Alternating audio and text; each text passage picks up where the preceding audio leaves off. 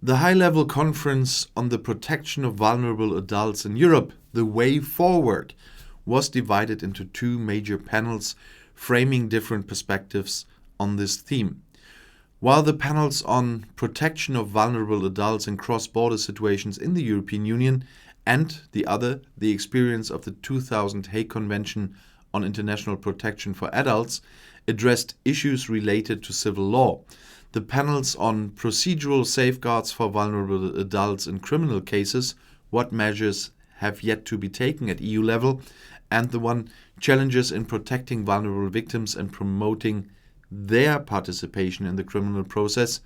building bridges through the victim strategy, dealt with the criminal aspects of protecting these adults. The interventions reinforced the idea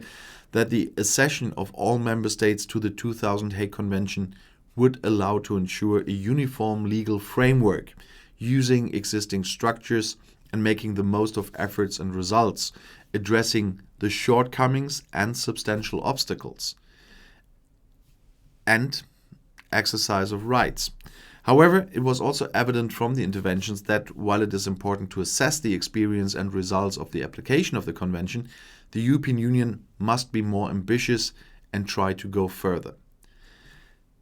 Carrying out some technical aspects, it was mentioned that the current European legal framework is more detailed in the criminal sphere than in the civil sphere, and as such, the intervention to be carried out will imply less legislative work, more focused on the support structures in the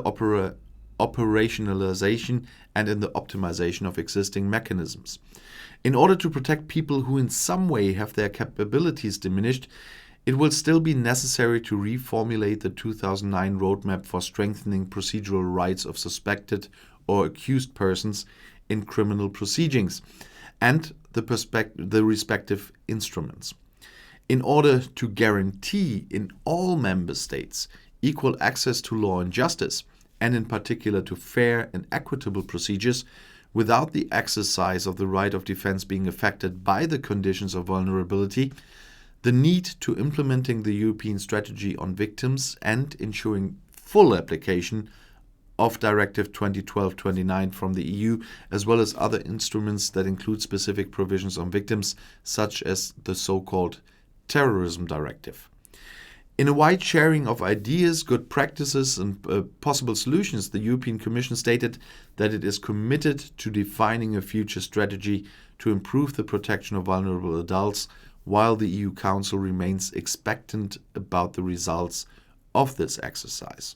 And if you want to stay informed, please subscribe to my channel. Auf Wiedersehen.